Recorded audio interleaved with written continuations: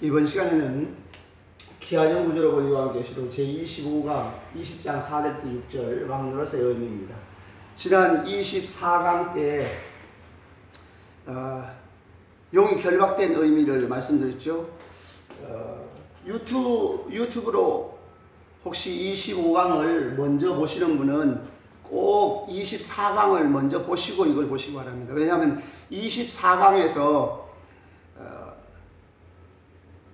용이 결박되었다고 하는 의미를 1시간 내내 했습니다. 1시간 내내 용이 결박되었다는 의미가 무엇인가를 1시간 내내 그걸 했으니까, 아주 길게 1시간 동안 했으니까 그걸 자세히 보시고 거기서 완전히 해결이 나야 합니다. 그래도 이제 지난 시간 그걸 잠깐 한 5분 정도 제가 정리를 해드리겠습니다. 20장 3절에 보면 용이 결박됐다고 하는 그 목적이 뭐냐면, 왜 결박을 했나 하면 다시는 만국을 미혹하지 못하게 한다 그랬어요. 다시는 만국을 미혹하지 못하게 한다는 말은, 다시는이라는 말은 이전에는 미혹을 했다는 얘기죠.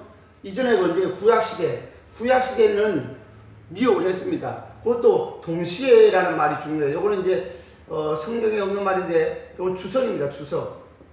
주석을 달아보면, 다시는 만국을 미혹하지 못하게 한다는 말은 다시는 온 세상을 동시에 미혹하지 못하게 했다 하는 뜻이에요. 그러면 다시는이라면 동시에 하면 뜻이 분명해지는데, 다시는이라고 할 때 이전에는 미혹을 했다고 하고 구약시대 때는 미혹을 했죠. 전 세계가 이스라엘, 그것도 남은 자 외에는 다 사탄이 유린했어요. 미혹해가지고 속이고 하나님을 섬기지 못하게 하고 다 사탄이 장악을 했습니다.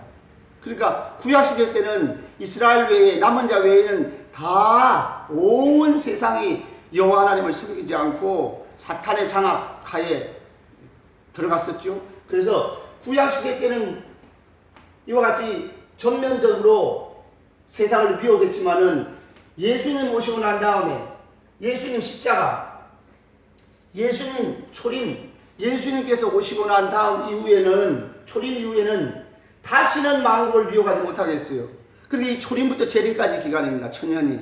왜 예수님 오시고 난 다음부터는 다시는 만국을 미혹하지 못하게 했나 하면, 이때가 초림 때거든요. 초림 때 만국에 이제 복음이 전파돼 가지고 택한 백성들이 모두 돌아와야 할 기간입니다. 그리고 이때는 성도가 왕노릇하는 기간이에요. 성도가 복음을 전파하게 되면은, 복음 전파하는 것이 사명의 관점에서 왕노릇하는 거예요. 어떤 사람들은 우리가 이렇게 힘들고 고통스럽고 어렵고 많이 찌들고 또 많이 넘어지고 이런 연약한 삶이 무슨 왕노릇이냐 이렇게 얘기하는데, 사명의 관점에서 왕노릇하는 겁니다.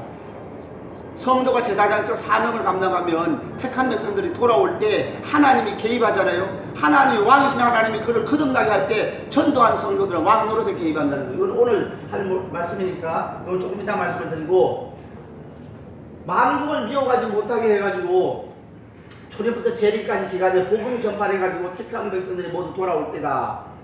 이것은 그러면 마지막 때는 초림부터 재림까지 택한 백성이 모두 돌아오면 어떻게 되죠? 모두 돌아오면 마지막 예수님 재림 직전에는 만국을 미혹하도록 허락이 되었어요. 20장 7절에 보면은 용이 이제 20장 3절에 이제 다시는 만국을 미혹하지 못하게 하는데 후에 잠깐 동안 노이리라 그랬잖아요. 그러면 노인 것이 20장 7절에서 잠깐 놓여가지고 만국을 미혹하잖아요. 8절에 가보면. 그러니까 그때는 만국을, 온 세상을 동시에 미혹해가지고 다 온 세상 사람들이 사탄의 속임수에 다 넘어가가지고 사탄의 백성이 돼가지고 교회를 전면적으로 똘똘 뭉쳐서 전면적으로 교회를 박해하는데 참여하게 됩니다. 그러니까 이거를 이제 시대별로 보면, 예수님 초림 때에 다시는 만국을 미혹하지 못하게 한다니까, 다시는이라는 건 구약시대는 미혹을 했는데 예수님 초림 이후에 다시는 만국을 미혹하지 못하게 하고 예수님 재림 때까지, 이때는 복음시대예요. 상징적 의미의 천년이죠. 천년이라는 말은 10은 만수잖아요. 만수를 3번 곱하면은 이게 1000. 그러니까 이것은 하나님의 택한 백성이 모두 돌아올 수 있는 충분한 기간이라는 상징적 의미의 천년인데 초림부터 재림입니다. 만국을 동시에 비워가지 못하게 하는 것은 부분적으로 밖에는 허용이 됐어요. 부분적으로 밖에는 허용이 돼가지고 복음이 온 세상에 전파돼가지고 택한 백성이 돌아오는 기간이죠.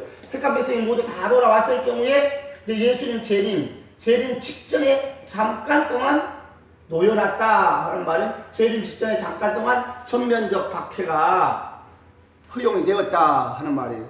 자, 요거는 이제 한 5분 제가 말씀을 드렸지만은 지난 시간에는 1시간 내내 말씀을 드렸으니까 24강을 꼭 먼저 보시고 25강을 보시기 바랍니다. 24강에 용이 결박된 의미를 아주 길게 설명을 했습니다.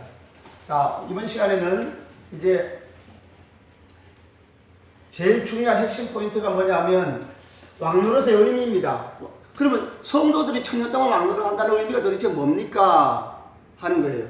그래서 이제 이걸 구조를 먼저 보면은 지난 시간에 1절부터 해가지고 1절부터 6절까지예요. 여기 1절부터 6절입니다. 20장 1절부터 6절. 1절부터 6절인데 1절, 2절 용을 천년 동안 결박했어요.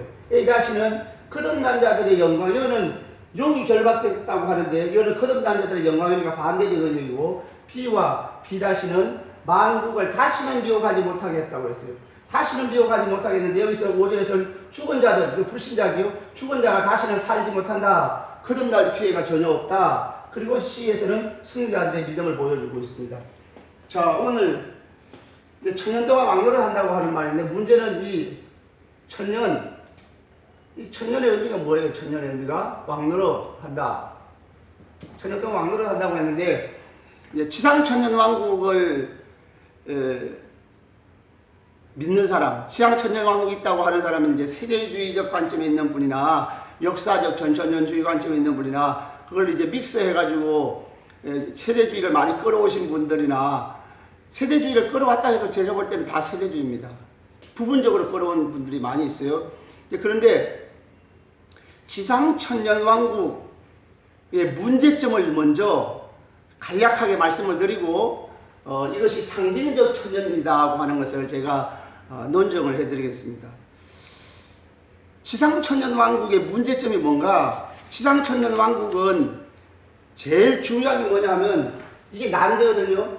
무천년 관점의 난제는 12장의 용이 활동하는데 20장에 가가지고는 용이 결박됐다고 하는 의미예요. 그 난제를 2000년 동안 풀지 못한 것, 물론 부분적으로 많은 학자들이 얘기를 했어요. 그러나 그걸 전체적으로 아주 세밀하게 푸는 것은 최초일 겁니다. 그래서 지난 시간 24강을 꼭 보라는 얘기고, 그리고 무천년의 난제는 해결된 거예요. 그러면 전천년주의의 난제는 뭐냐? 이건 해결하지 못합니다. 해결하지 못해요. 해결하려고 시도를 많이 하지만 그럴수록 더 미국에 빠지게 됩니다. 자, 한번 예를 들어 볼게요. 자, 지상천년 왕국이 있다고 합시다.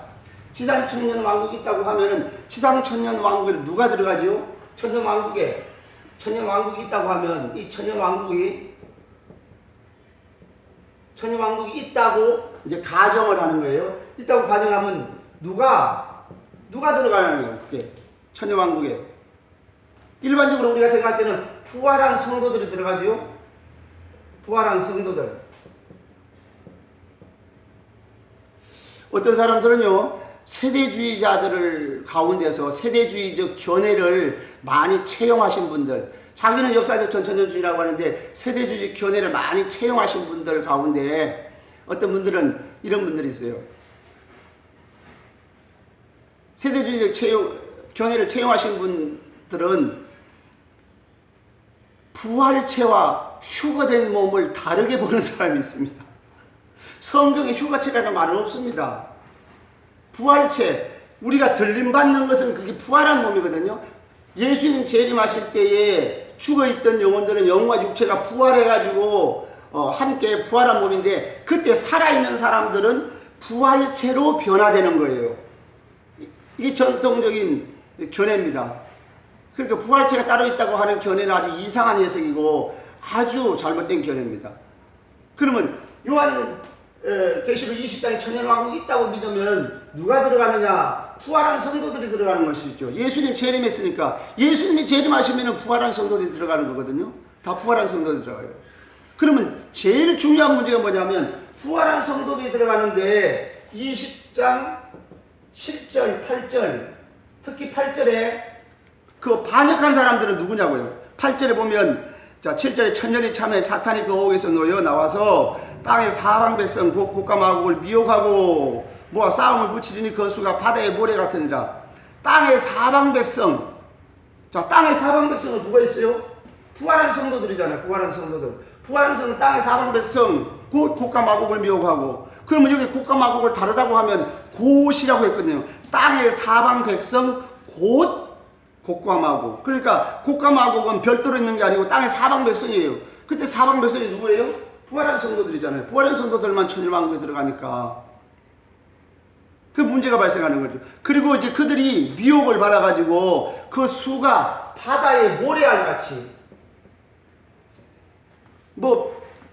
한두 명이 아니고 100명, 200명이 아니고 바다의 모래와 같은 수많은 사람들이 미혹을 받아가지고 하나님을 대적하고 예수님을 대적하고 그리고 9절에 보면 성도들의 지면에 널리 퍼져가지고 성도들의 지인과 사랑하시는 성을 두름에 하늘에서 불이 내려와 그들을 다 멸해버렸다 그랬습니다. 그러니까 여기에 대한 해석이 문제가 발생해요. 부활한 성도들을 가는데 부활한 성도들이 다시 반역을 했는. 반역한다는 말은 무슨 말이에요? 타락한다는 말이잖아. 타락한다는 말이에요. 자, 부활 이후에도 타락이 있다고 하면 심각한 문제입니다. 이거는 신학을 정말 새로 해야 됩니다. 이런 신학은 없습니다. 심하게 말하면은 이게 아주 감히 차마 입으로 말할 수 없을 정도로 자, 부활한 성도들이 타락이 있을 수 있다고 하는 견해는 이거 성경 전체에 성경신학적으로나 조직신학적으로 이거 모순이 되는 견해거든요. 타락한 성도들이 다시 말해 부활한 이후에도 부활한 성도가 부활도 성도들의 완전한 구원을 담보할 수 없다고 하면 그 부활한 이후에도 타락의 가능성이 있다고 하면 이게 심각한 문제잖아요. 이건 신학이 전체적으로 다 무너지는 겁니다. 그래서 어떤 사람들은 또 이렇게 해요. 경남 양산인가 어디에 있는 어느 목사님 계시록을 하신다고 하는 목사님 그 목사님은 또 이렇게 얘기하더라고요. 19장 19절에서부터 21절에 그게 다 죽지 않고 남아있는 사람들이 있다는 거예요. 불신자가 원해서 불신자가 다 죽지 않고 남아있는 사람들이 천년왕국에 같이 들어간다는 거예요. 그래서 성도들은 왕 노릇하고 이 사람들은 이제 백성 노릇한다는 거예요. 그분들은 이거를 시간적 순서로 보니까 그렇죠. 19장에 있는 그 아마겟돈 전쟁이나 국가마국 20장에 나오는 국가마국은 하나의 전쟁입니다. 이게 하나의 전쟁이거든요. 마지막 박해입니다. 온 세상이 똘똘 뭉쳐서 교회를 전면적으로 박해하는 마지막 박해를 이루는 말이에요. 그리고 거기서 그러면 들어간다고 해요. 그러면 들어간다고 합시다. 자, 불신자도 천년왕국에 들어간다고 하면 이 사람들은 몇 살을 살아요? 몇 살? 몇 살 살죠? 자, 100년, 우리처럼 한 100년 산다고 해요. 그럼 100년이 지나면은 아무도 없을 거 아니에요, 불신자는. 아, 그러면 그 아이를 낳는다고 또 우리처럼. 그럼 천일왕국에 들어가서도 부활한 성도들은 그냥 살고 이 사람들은 아이를 낳아요. 아이를 낳게 되면은 계속적으로 필요한 것이 있겠죠? 어떤 사람은 또 1000년 동안 산다는 사람이 있습니다. 그 사람들은 무슨 특혜로? 아니, 이 땅에 어차피 지옥 갈 사람들인데, 그러면 창세 이후로 살았던 사람들, 그리고 오늘날 우리 시대 같으면 100년 사는데 100년 살고 예수 안 믿고 죽는데 이 사람들은 무슨 특혜로 어차피 지옥 갈 사람을 1000년 동안 살려두냐 말이에요. 자, 그러면 1000년을 살든지 아이를 낳든지 1000년 동안 불신자가 있다고 합시다. 불신자가 있으면은 이 사람들이 먹고 살려고 하면은 그럼 부활한 성도들은 먹지 않아도 괜찮고 먹을 수도 있고 그럼 그렇게 신비스럽게 사는데 그러면 죽지 않은 불신자들은 천년왕국에 들어간 불신자들은 먹어야 될 거 아니에요. 농사 지어야 되겠죠. 이 사람은 옷을 입어야 되겠죠. 그럼 옷도 만들어야 되겠죠. 이 사람은 그러면 출근도 해야 되겠죠. 공장도 있어야 되겠죠. 폐수도 나오겠죠. 자, 천년왕국에서는 이 땅에 있는 모든 시스템이 다 돌아가야 됩니다. 그러면 열차도 다녀야 되겠죠. 동사무소 직원들, 부활한 성도가 뭐 동사무소 직원 하겠습니까? 동사무소 직원도 필요하죠. 모든 시스템이 다 돌아가고, 공장도 돌아가고, 옷도 만들어야 되고, 먹을 것도 만들어야 되고, 모든 시스템이 다 돌아가야 돼요. 자, 그걸 천년왕국이라고 말할 수 있겠어요? 더 중요한 게 있습니다. 그러면 불신자가 천년을 살든지 자녀를 놓든지 간에 어찌됐든 간 불신자들이 부활한 성도들의 영광스러운 모습, 그들은 늙지도 않아요. 자, 불신자 같으면 예를 들면 나이가 많아지겠죠? 자, 나이가 이제 10살, 20살, 그럼 청년이 되면 결혼해가지고 또 50, 60 되면 할머니가 되겠죠? 할아버지가 되겠죠? 70, 80? 그러면 부활한 성도는 늙지도 않고 아프지도 않고 고통도 없고 영광스럽게 사는데 불신자들은 늙어야 됩니다. 병원에도 가야 됩니다. 아픕니다. 고통스럽습니다. 모든 슬픔이 다 있습니다. 그러면 불신자가 천년왕국에서 영광스러운 부활한 성도들의 모습을 보고 믿겠어요? 안 믿겠어요?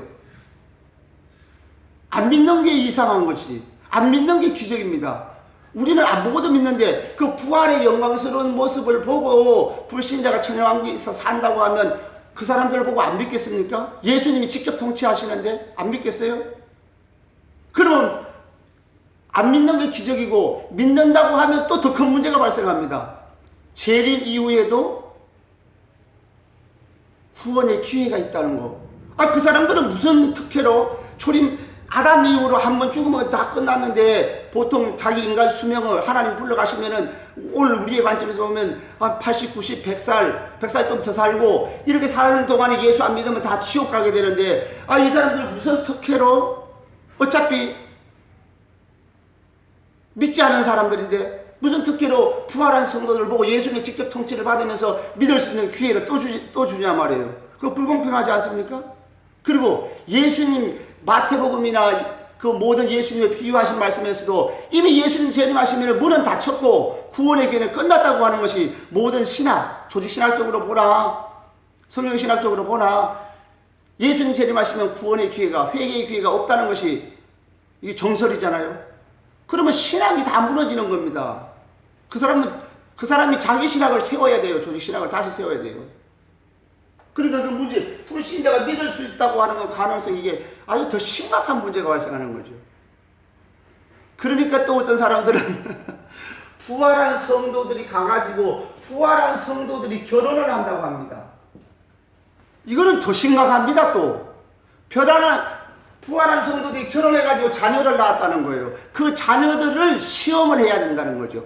그 부활한 성도들은 이미 시험을 거쳤지만 부활한 성도들이 결혼을 해가지고 자녀를 낳으면 그 자녀들은 시험을 안 거쳤으니까 그 시험을 거치는 것이 7절, 8절에 곡과 마곡을 미혹하는 데서 넘어갈 사람은 넘어가고 거기서 이제 승리한 사람은 또 구원받는다는 거예요.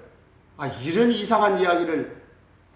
그러면 결혼한다는 자체가 문제입니다. 왜냐하면 예수님께서 부활한 이후에는 천사들과 같이 결혼하지 않는다고 그랬어요. 천사들과 동일하게 부활한 성도들이 남자와 여자가 따로 구별이 없고 거기는 결혼이라는 것이 없는 거죠. 자, 결혼한다고 해봐요. 그러면 100번 양보해 결혼한다고 하면 그 결혼하는 부활한 성도들이 결혼하면 그 자녀가 부활체를 놓습니까? 우리와 같은 육신의 몸을 놓습니까? 부활체를 놓을 것 같으면 타락을 안 해야 되는 거죠. 우리와 같은 몸을 놓는다고 하면 그 이상하지 않습니까? 부활체가 둘이 남녀가 결혼해가지고 부활하지 않은 우리 인간의 육체, 보통 우리 아직까지 재림하기 전에 우리의 육체를 이와 같은 몸을 놓는다고, 자녀를 놓는다고 한 말은 이상하지 않아요? 그러니까 신학적으로 완전히 뒤집어지고 이거는 해결할 수 없는 난제입니다. 그 말은 무슨 말이냐면 지상 천년 왕국이 있다고 하는 자체라 오해다, 해석을 잘못한 것이다. 20장 4절부터 6절을 오해해가지고 지상 천년 왕국이 있다고 박바꾸기니까 그런 이상한 해석을 할 수밖에 없는 거예요. 그러니까 어떤 사람들은 솔직하게 나는 모른다. 근데 그거를 해결하려고 시도할수록 신학 전반에 모순을 가져오게 되는 겁니다.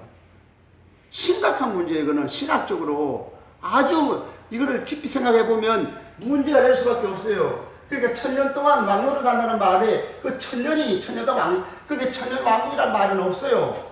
명사로 천년왕국이 없고 1000년 동안 통치한다, 다스린다라는 말이 있어요. 1000년 동안 다스린다는 말인데 1000년 동안 다스린다고 하는 말은 1000년 동안 하나님의 통치에 참여한다라는 그런 의미예요.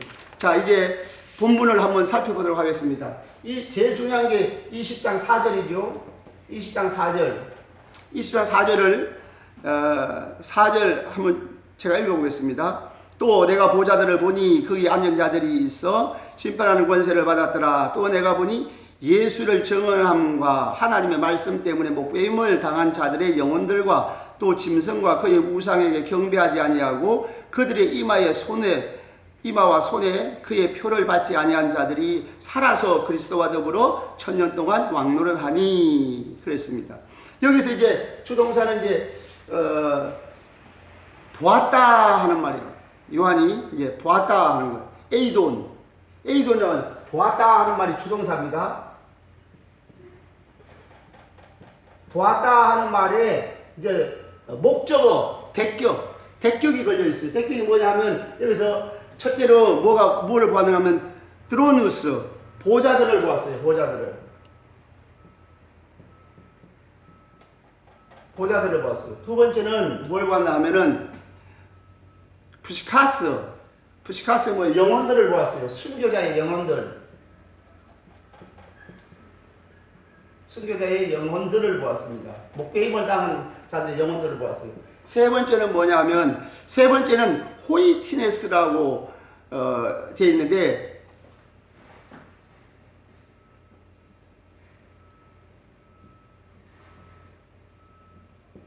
호이티네스 관계 대명사 이게 주격으로 나왔어요. 관계 대명사 주격으로 나왔는데 여기서 표를 받지 않는 자들 짐승에게 경배하지 않고 표를 받지 않는 자들을 보았어요. 그리고 이제 살아서라는 말이 있어요. 자, 여기에 대한 문제만 해결하면 돼요. 첫째 보좌들을 보았다고 했어요. 첫째 보좌들을 보았는데 누가 앉아 있는지 몰라요. 그래서 동사에 그들이라고 되어 있어요. 그들이 이게 동사에 걸려 있는 말이에요. 그들이 누군지는 몰라요. 근데 문맥을 보면 이 그들이 순교자의 영혼들이 바로 그들이라 이렇게 볼 수 있어요. 그러니까 그들이 보좌들 위에 앉아서 심판하는 권세를 받았더라. 요거는 이제 별 문제가 없이 해결이 됩니다. 별 문제가 없이 해결이 될 수 있어요. 그 다음에 중요한 건 이제 순교자의 영혼들을 보았다 하는 말이에요. 순교자의 영혼들을 보았다고 하는데 여기서 순교자를 보았다는 말이 아니에요. 순교자의 영혼들이라고 말했어요. 영혼들이라고 말했으면은 순교자가 그 영적으로 영혼을 보았다는 거예요. 그러니까 여기서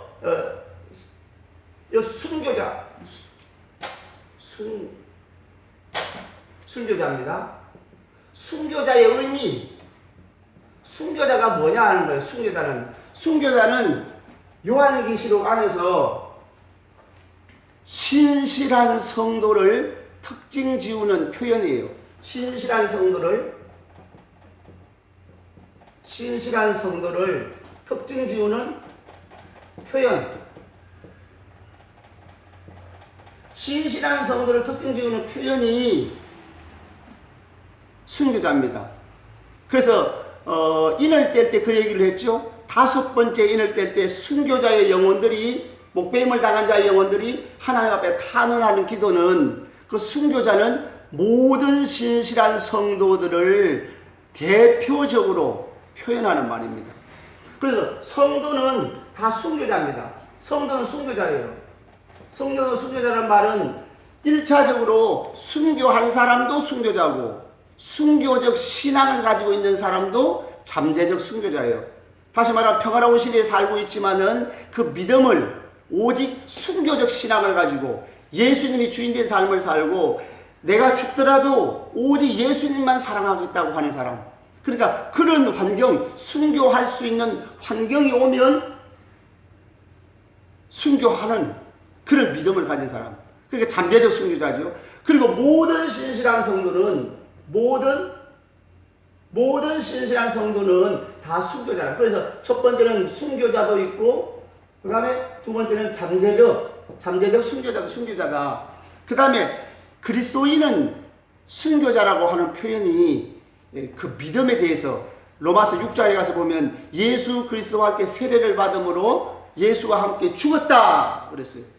그리고 예수님의 부활과 함께 부활했다. 예수의 생명으로 사는 자들. 그래서 신비적 연합이라고 그러죠. 우리가 믿는 순간 예수 그리스도와 신비적으로 연합이 돼가지고 예수님이 죽을 때 나도 죽었다. 그래서 자아가 죽은 사람, 자아를 내려놓은 사람, 자기 주권을 포기한 사람. 그래서 고린도후서에는 우리가 그리스도의 생명이 나타나게 하려 함이라 그랬어요. 예수 믿는 성도들은 자기의 목적을 이루는 삶이 아니라 자기의 비전을 이루는 삶을 사는 게 아닙니다. 예수의 생명을 사는 자들이에요. 다시 말하면 예수 믿는 순간 옛 자아는 완전히 죽고 예수의 생명으로 내 주권을 내려놓고 예수님의 생명으로 살아가는 자들이 거듭난 자들, 예수의 생명으로 새로 태어난 자들이라. 그래서 믿음을 한마디로 말하면 갈라디아 2장 20절이잖아요. 내가 그리스도와 함께 십자가에 못 박혔나니 그런 적 이제는 내가 산 것이 아니요 오직 내 안에 그리스도께서 사신 것이라. 내가 이제 육체 가운데 사는 것은 나를 사랑하사 나를 위하여 자기 자신을 버리신 하나님의 아들을 믿는 믿음 안에서 사는 것이라. 내가 지금 사는 것은요 내 자신의 생명을 사는 게 아니고 나를 위하여 자기 자신을 버리시는 하나님의 아들 예수님을 믿는 믿음으로 사는 것. 나는 죽고 예수의 생명으로 사는 게 결국 그게 순교자거든요. 그래서 사도 바울은 나는 날마다 죽노라. 그리스도인을 한마디로 말하면 자아가 죽은 자들, 예수의 생명으로 사는 자들. 그러니까 영적으로 보면은 이게 순교입니다. 순교. 그렇게 순교자는 육체가 순교를 당한 자도 순교자지만은 믿음으로 자아를 죽이고 예수의 생명으로 사는 자, 예수의 연합해서 사는 자, 그가 곧 잠재적 순교자거든요. 그러니까 신실한 성도, 모든 신실한 성도를 특징 지우는 표현이 순교자예요. 그러니까 순교자의 영혼들이 1000년 동안 왕노를 한다고 하는 말은 결국은 모든 성도들을 말하는 모든 성도들. 순교자는 모든 성도들을 포함하는, 모든 성도들을 다 포함하는 내용이다. 그 다음에 이제 순교자의 영혼들과 그 다음에 누구를 보았습니까? 이게 보았다라는 말이 다 걸리는 말이죠. 보았어요. 자, 호이틴에서 그 다음에 표를 받지 않은 자들을 보았어요. 표를 받지 않은 자들은 이게 요거는 대격으로 되어 있는데 이게 보좌들 대격으로 되어 있어요. 대격이라고 하면 헬라어 대격은 이제 목적어와 같은 거예요. 대격으로 되어 있고 순교자의 영혼들도 대격이 있는데 표를 받지 않은 자들은 대격으로 안 나오고 이게 관계대명사 호이티네스의 주격으로 나와가지고 이게 애매하다. 요 해석은요, 헬라어 원문 해석의 가능성이 몇 가지가 있어요. 이것이 꼭 옳다, 이것이 꼭 옳다, 그렇게 말할 수 없고 가능성이 있어요. 첫 번째로 이것을 이제 호이틴에서 관계대명사니까 관계대명사의 선행사가 무엇이냐, 선행사. 관계대명사의 선행사에 따라서 선행사가 있다고 생각하면 선행사가 문맥을 봐가지고 순교자의 영혼들이 선행사입니다. 그 말은 무슨 말이냐면 호이틴에서 이하 표를 받지 않은 자들이 순교자들을 꾸며주는 말이에요. 선행사를 꾸며주는 구절이에요. 그 말은 무슨 말이냐 해석을 한다고 하면 이 땅에서 아무리 박해가 있고 유혹이 있어도 짐승을 경배하지 않고 짐승의 표를 받지 않다가 결국은 순교한 자들이라는 뜻이에요. 그러니까 하나의 의미죠. 관계 선행사가 있다고 하면 표를 받지 않고 믿음을 지키다가 그 믿음을 지키다가 결국은 순교했던 성도들이라는 뜻이에요. 그러니까 이래 한 그룹이 되는 거죠. 순교의 영혼들과 표를 받지 않는 자들이 하나의 그룹으로 이것은 수식어다. 표를 받지 않는다고 하는 꾸며주는 말이다. 이렇게 볼 수 있어요. 그러면 하나의 그룹이 되고요. 만약에 선행사가 없다고 생각해요. 선행사가 없다고 생각하면은 각각입니다. 그러면 순교자의 영혼들 그들도 있고 또 호이트네스를 통해 가지고 되는 표를 받지 않는 자들 이 두 그룹으로 나눠지게 되는 거죠. 두 그룹으로 나눠질 수 있어요. 그러니까 이 해석의 가능성은 둘 다 열려 있다 이렇게 볼 수 있어요. 그러면 순교자의 영혼들과 동시에 이제 이걸 선행사가 없다고 생각하면 표를 받지 않는 자들, 표를 받지 않는 자들은 누구예요? 세상의 유혹을 물리치고 세상과 타협하지 않고 순결한 믿음, 순수한 믿음 지킨 자들이죠. 그러니까 이들도 모든 성도, 그러니까 두 그룹 모두가 모든 성도들을 대표한다 이렇게 볼 수 있어요. 그러니까 이 속에 다 포함되어 있어요. 천국에 갈 사람이 천년 동안 왕노릇하리라고 한 사람이 일반 성도와 다른 그룹으로 일반 성도와 차별되는 그 어떠한 사람들이 그곳에 간다는 뜻이 아니에요. 요한계시록이 신약이니까 신약의 관점에서 보면 초림부터 재림까지 모든 신실한 성도를 포함하는 말이고, 이것이 성경 전체적 관점에서 보면 창세기 아담 이후로 구원받은 모든 성도들이 이 두 그룹 혹은 이걸 관계대명사 선행사가 있다고 보면 하나의 그룹 속에 다 들어가는, 그러니까 순교자의 영혼들 이들이 꾸며주는 말이라고 하면 그게 모든 성도들이 다 포함이 되고요. 만약에 선행사가 없다고 생각하면은 두 그룹이 되는데 이 두 그룹 속에도 모든 성도들을 다 대표하고 포함이 되는 말씀이다. 아까 얘기한 대로 이게 요한계시록이 신약이니까 신약의 관점에서 보면 초림부터 재림까지 모든 성도들을 다 포함하는 거예요. 성도들에게 어떤 천년 동안 왕노릇 하는 데 참여할 수 있는 사람도 있고 참여하지 못하는 사람도 있다. 그런 의미가 아닙니다. 그런 잘못 푸는 거예요. 모두가 다 포함되는 거예요. 자, 그러면 이제 여기서 표를 받지 않는 자들 포인트에서 이들을 말할 때 나와서 뒤에서 사라서라는 말이 있어요. 사라서라는 말은 이것이 거듭남이라고 봐야 됩니다. 거듭남 혹은 중생 같은 말이죠. 사라서라는 말은 요한계시록에서는 죽었다고 하는 말은요, 죽은 자들은 불신자를 얘기하는 거예요. 자, 다음 시간에 할 것이지만 11절 이하에 죽은 자들을 심판한다고 그랬잖아요. 그 죽은 자들은 성도들이 아닙니다. 성도들은 이미 예수님 재림과 동시에 부활을 해가지고 영광스럽게 예수님과 함께 있는 거예요. 백부자 심판 앞에 성도들이 서는 게 아니에요. 심판받는 것은 죽은 자들이 심판받아요. 죽은 자는 누구예요? 육신적으로 죽은 자를 의미하는 말이 아니고 요한계시록 안에서는 죽은 자라고 하는 말은 불신자를 얘기하는 거예요. 요한계시록뿐은 아닙니다. 초대 교인들은 다 그렇게 생각했어요. 서신서에 에베소서에도 그랬죠. 에베소서 2장 1절에 우리 죄와 허물로 죽은 너희를 살리셨도다. 이미 우리는 살아있는 자예요.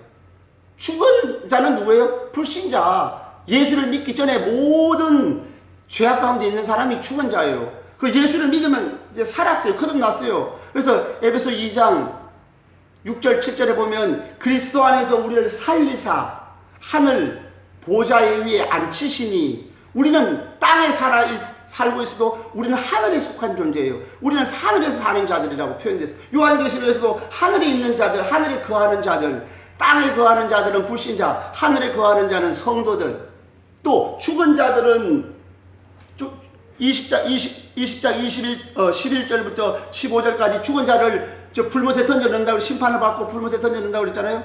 그 죽은 자를 심판한다는 말은 그게 불신자를 얘기하는 말이에요. 성도들은 이미 거듭나서 영원히 살아있는 자는 육체의 생명이 떠나든지 육체의 생명을 그대로 갖고 있든지 동일하게 하나님께 속한 자들이에요. 그래서 성도들 땅에 살아도 하늘에 속한 자고, 지금 세상에 죽어도 그 죽은 게 아니에요. 잠자는 거예요. 잠잔다고 예수님도 잠자는 걸 깨운다고 표현했잖아요. 죽은 자를 살릴 때. 우리가 신앙 고백할 때도 그랬죠. 산자와, 사도신경 신앙 고백할 때 산자와 죽은 자를 심판하러 오시리라. 그 산자는 누구예요? 영원히 살아있는 자. 죽은 자는 영원히 죽은 자. 그러니까 여기서 살아서라고 하면 에제산이라는 말인데, 에제산이라는 말이 살아있다는 뜻이에요. 죽었던 사람이 다시 산다는 뜻보다 살아있다, 현재 살아있는 존재라는 뜻이 더 죽은 상태가 아니고 살아있는 상태를 의미하는 것이 더 강력한 의미예요. 더 본래적 의미예요. 만일 이것을 죽었던 사람을 다시 살아나는 부활로, 육체의 부활로 인식을 한다고 하면 이순환 목사님이 그 주석에 보면, 강해집에 보면 이런 말씀을, 만약에 그 헬라어 전문가잖아요. 만약 이걸 갖다가 살아서라는 말을 육체적 부활로 보려고 하면 에제산이 아니고 아네제산, 다시 살아서라는 말을 아네제산을 써야 됐을 것이다. 그래서 여기서 에제산이라고 하면서 이거 부활이라는 말을, 육체적 부활을 의미하는 말이라고 단정할 수 없다는 거예요. 살아서라는 말, 성도들이 지금 살아있는 존재라 하는 뜻이에요. 그러면 여기서 이제 두 가지 의미가 있을 수 있어요. 자, 첫 번째로는 이것을 이렇게 볼 가능성이 있습니다. 여기서 이제 해석의 가능성이 두 가지가 있어요. 이 본문이 애매한 본문이기 때문에 열려 있는 거예요. 가능성은 첫째로 순교자의 영혼들은 천상적 초림부터 재림까지 먼저 죽어 있는 자들이 천상적 천년왕국, 천상의 천년왕국이라고 볼 수 있고요. 그 다음에 호이트네스 이후로 표를 받지 않고 있는 살아있는 사람들을 두 가지로 볼 수 있어요. 이것이 만약에 천행사가 있다고 하면은 이 사람들 꾸며주는 말이지만 없다고 생각했을 때 죽은 영혼들은 천국에서, 그 다음에 이 땅에 살아있는 자들은 예수를 믿고 이 땅에 지금 살면서 살아서 천년 동안 왕노를 한다. 그러니까 두 가지 의미죠. 천상적 천년왕국, 지상에서 초림부터 재림까지 상징적 의미의 천년왕국이다. 이렇게 볼 수 있는 거죠. 이걸 곱씹어 봐야 됩니다. 이걸 이제 유튜브로 보시는 분은 돌려서 몇 번 보시고, 그보다 먼저 천년 동안이라는 말을 24강을 먼저 한번 보시고 25강도 한 돌려서 이렇게 보셔서 곱씹어 봐야 됩니다. 다시 한번 말씀을 드리겠어요. 이것이 만약에 살아서라는 말이 부활이라고 한다고 하면 아네제살이라는 말을 썼어야 할 것이고, 그 다음에 순교자의 영혼들과 호이트네스를 하나로 볼 수 있어요. 선행사가 있다고, 광래대명사 주격인데 선행사가 있다고 생각하면 이게 하나입니다. 이 땅에 표를 받지 않고 살다가 죽은 자들, 결국 모든 성도들이 다 포함되는 거고요. 이걸 두 그룹으로 봐도 광래대 선행사가 없다고 생각하면 따로따로 두 그룹이에요. 두 그룹이라도 모든 성도를 포함한다. 그러면 왜 이렇게 표현했을까요? 왜 다른 표현 놔두고 이런 표현을 했을까요? 이건 서신이잖아요. 서신이라는 말은 뭐예요? 1세기 당시 성도들의 관점에서 봐야 되는 거죠. 1세기 당시 성도들은 고난을 받았습니다. 자, 대표적으로 서문화교회 성도들 봐요. 서문화교회 성도들은 환난을 받았어요. 순교도 당할 수 있어요. 그러니까 순교 당한 영혼들이 있고, 또 버가모 교회나 버가모 교회 니골라당의 교훈, 그 세상에 짐승에 표받는 거거든요. 그 다음에 두아디라 교회 이세벨의 교훈에 빠지는 거, 그거 짐승에 표받는 거거든요. 그러니까 짐승에 표받는다는 말 세상과의 타협입니다. 세상과의 타협이고 세속화되는 거예요. 세속화되는 걸 거부했던 자들이니까, 이걸 서문화교회 성도들은 이것을 거부했기 때문에 두 가지 경우가 있어요. 환난과 궁핍. 환난을 당해가지고 감옥에 들어가든지 고문을 받든지 죽든지 순교를 당하든지, 아니면 재산도 몰수당하고, 아니면 경제적 활동이 위축돼가지고 가난하게 살든지. 그러니까 이 두 그룹은 이 순교자가 되든지 짐승의 표를 받지 않고 어떤 고통 속과 고난 속에 살든지 두 그룹을 다 대변하는 것. 그러니까 결국은 무슨 말이에요? 초대교회 서신이기 때문에 그들의 입장에서는 이 두 그룹이면 모든 성도들을 다, 신실한 성도들을 다 포함하는 그런 말씀이 될 수 있다 하는 거예요. 그래서 이 순교자들은 천상적 천년왕국, 땅에 남아있는 사람들은 초림부터 재림까지 사명을 다하면서 천년왕국을 누린다 하는 거예요. 자, 그러면 천년왕국을 누린다고 하는 말을 처음에 서론 부분에 조금 얘기를 했었어요. 이 강의 처음 시작할 때 천년왕국이란 말은 어떤 사람들이 지금 이 고난도 얼마나 많고 우리가 죄에 무너지기도 하고 실수하고 또 정말로 영적으로도 승리하지 못하고 죄를 먹고 마실 수도 있고 연약해가지고 쓰러지고 넘어지고 원망하고 불평하고 또 육체적으로도 이와 같이 어렵고 힘들고 되는 일이 없고 기도에도 응답도 없고 이런 일이 어떻게 왕노릇입니까? 그것이 어떻게 왕노릇이냐고. 초림부터 재림이 이게 왕노릇이냐고. 우리가 지금 왕노릇을 하는 거냐고. 이렇게 말씀하시는 목사님이었어요. 근데 왕노릇은 사명의 관점에서 봐야 돼요. 이거 중요합니다. 왕노릇이라고 하는 것은 사명의 관점에서 왕노릇 한다는 뜻이에요. 자, 이걸 한번, 그러면 먼저 세상을 떠난 천상에서 혹은 지상에서, 이거는 천년 동안이죠. 천년은 초림부터 재림까지입니다. 초림부터 재림까지 천년인데, 천상에서 왕노릇 하는 것, 지상에서 왕노릇 하는 것, 뭐 천상에서 제사장이 되어란 말에 6절에 있죠. 6절에 보면은 5절에서는 천년 동안 다스린다 그랬는데 6절에 가서 보면 6절 하반절에 그리스도의 제사장이 되어 천년 동안 그리스도와 더불어 왕노릇. 그러니까 제사장이 되어라고 하는 말이 중요해요. 제사장이 되어 왕노릇 한단 말이에요. 제사장이 되어 왕노릇 한다는 말은 천상에서는 이미 초림부터 재림까지 천상에서 먼저 세상을 떠난 성도들은 초림부터 재림까지 영적으로 하나님 제사장이 뭐예요? 제사장이 두 가지 의미가 있죠. 이 제사장은 첫 번째로 하나님을 섬김 가까이에서 섬기죠. 모든 일반 백성보다 더 가까이에서 섬겨요. 섬김의 자리고, 두 번째는 이게 중보자입니다. 중보자. 제사장은 하나님과 죄인 사이에 제사를 드려줌으로 화목하게 하는 역할을 하는 거죠. 그래서 두 가지 의미가 있어요. 그러면 여기서 천상에서 제사장이 됐다고 하는 말은 하나님 가까이에서 하나님을 가까이서 하나님을 섬김의 자리로 섬김의 자리로 회복됐다는 거예요. 그러니까 하나님 가까이서 하나님을 섬기니까 이게 제사장이 되어, 그래서 하나님을 섬긴다는 의미의 제사장이고, 죄가 없는 상태에서 섬김은 영광이고 특권이죠. 본래 인간은 하나님을 섬기는 존재예요. 섬기는 존재인데 섬김의 본분, 섬김의 자리로 회복되는 구원이니까 바로 제사장 자리에 좀 회복됐다는 뜻이고, 왕노릇 한다는 것은 무슨 말입니까? 이것은 영광스러운 구원의 다른 표현이에요. 영광스러운 구원. 다시 말하면 왕은 어느 정도의 제약이 있지만, 이 땅에서 왕도 어느 정도의 제약이 있지만 자유스럽잖아요. 자기 마음대로 어떤 것을 할 수 있어요. 마찬가지로 이를 빗대어서 성도들이 참된 자유에 이르렀다는 거죠. 참된 자유에 이르렀다. 그 다음에 세상에서 모든 고난, 불편함, 고통에서 벗어났고 죄의 유혹을 더 이상 받지 않는 왕노릇하는 말은 참된 자유를 누려서 더 이상 죄를 짓지 않는 그런 상태, 참된 안식, 만족, 행복을 누린다는 의미에서 왕노릇이고, 그 다음에 우주의 통치자이신 만왕의 왕이신 예수님과 동거한다는 의미에서, 함께 산다는 의미에서 이것이 왕노릇입니다. 그 다음에 통치에 참여하지요. 기도, 요한계시록에 보면 천상에서 주님께 기도도 하고 하나님을 찬양함으로, 그 다음에 하나님을 섬김으로써, 섬김이 곧 왕노릇이거든요.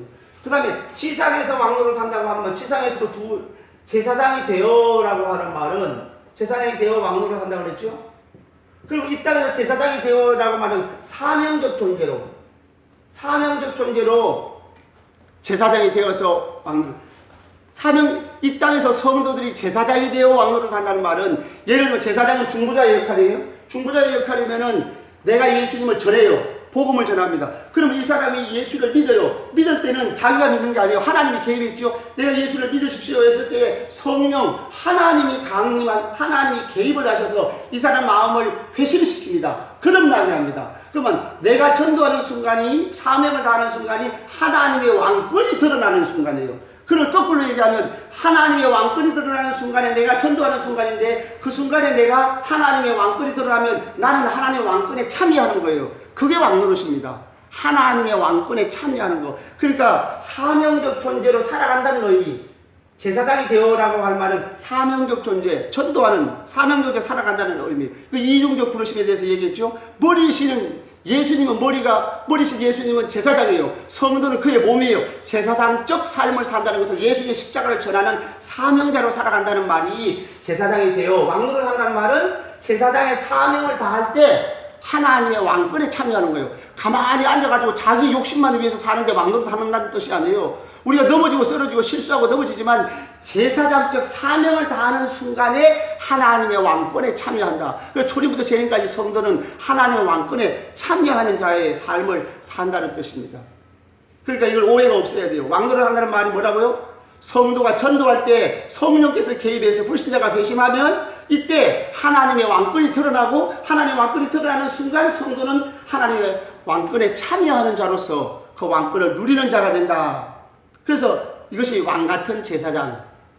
왕같은 제사장. 그러니까 제사장이 되어 왕노릇 한다는 말은 이 세상에서 불신자를 짓밟고 막 권세를 휘두른다는 뜻이 아니에요. 제사장적 사명을 다할 때 왕노릇에 참여하는 것이에요. 그러니까 우리가 왕노릇을 지금 왕이지요. 초림부터 재림까지 성도는 왕이면서 왕노릇하는 어떻게 왕노릇해요? 전도를 해야 왕노릇에 참여하는 거예요.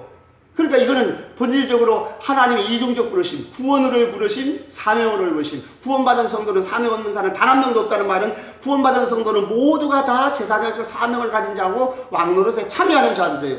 그런데 자기가 전도도 관심이 없어요? 자기 개인적 문제에만 관심이 있어요? 하나님은 나도 관심이 없다 그렇게 말씀하시죠. 그러니까 이게 천년동 왕노릇하는 말은 초림부터 재림까지 먼저 세상을 떠난 성도들은 천상에서 하나님 가까이서 하나님을 섬기고 하나님의 왕권, 왕이신 하나님과 동거하신다는 의미에서 왕노릇하고 지상에서는 성도들이 이 땅에 지금 성도들이 제사장이 사명을 다함으로 전도에 참여하고 하나님의 왕권이 드러난 그리스도의 군사로 살아가는 그 순간이 왕노릇하는 순간이라는 거예요. 내 마음대로 뭐든지 다 돼야지 왕노릇하는 게 아닙니다. 그런 왕은 타락한 왕이에요. 예수님의 그리스도의 군사로서 왕이신 하나님의 권세가 드러날 때 내가 전도를 하면 그게 참여하는 자가 되는 거죠.